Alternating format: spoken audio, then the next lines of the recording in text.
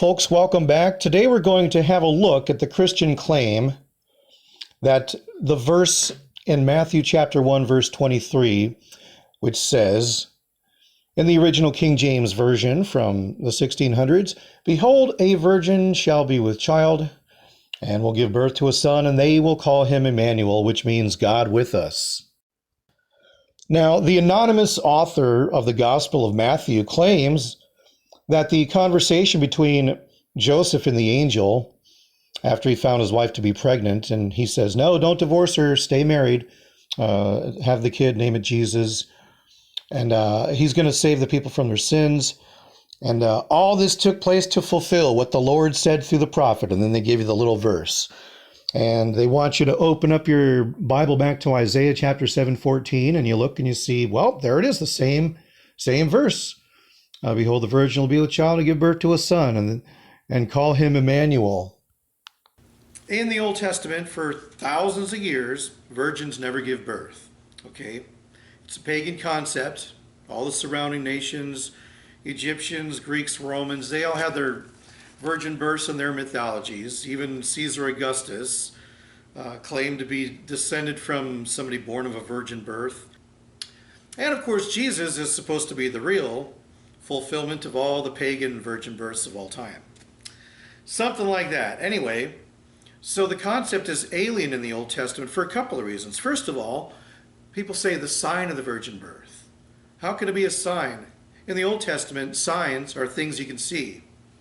God gives the sign of the rainbow to promise he'll never flood the earth again. Virgin birth? A sign?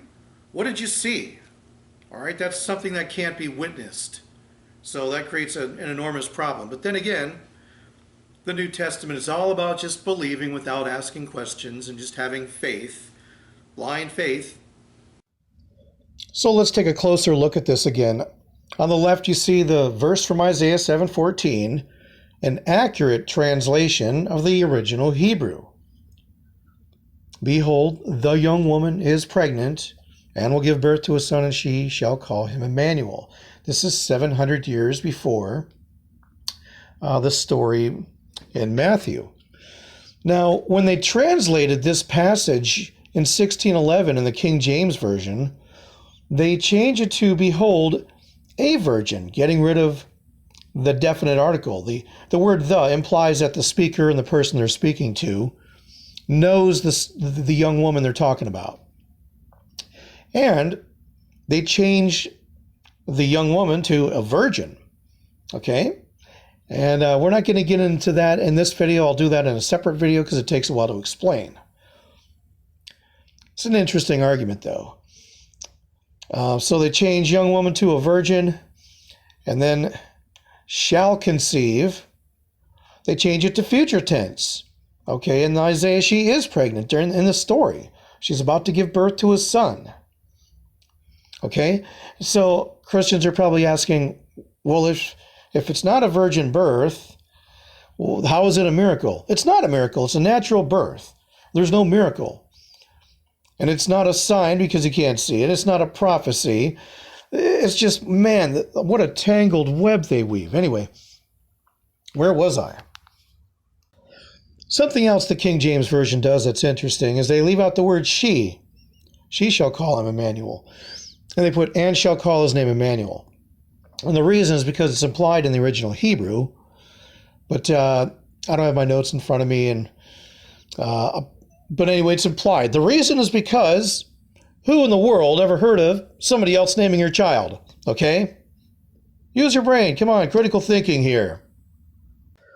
So right away, to people who are brainwashed into thinking the King James Version is the be-all, end-all English translation, when they pick it up and they see Isaiah 7:14, they see this: "Behold, a virgin shall conceive and bear a son, and call his name Emmanuel." And now they open to Matthew 1:23, 700 years later, to fulfill the prophecy.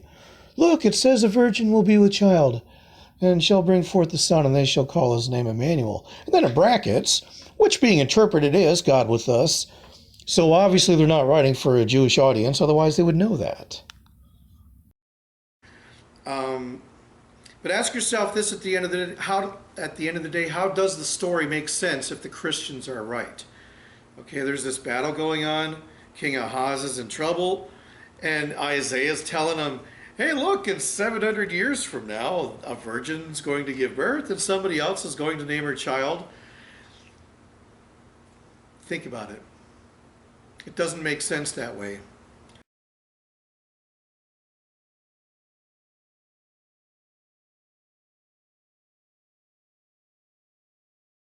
So, in the next video, we're going to wrap up Matthew chapter 1 contradictions. We're going to look at the very last verse in there, which says that Joseph did not have sex with his wife until after Jesus was born, or something like that.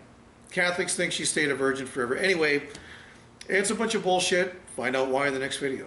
Thank you for watching.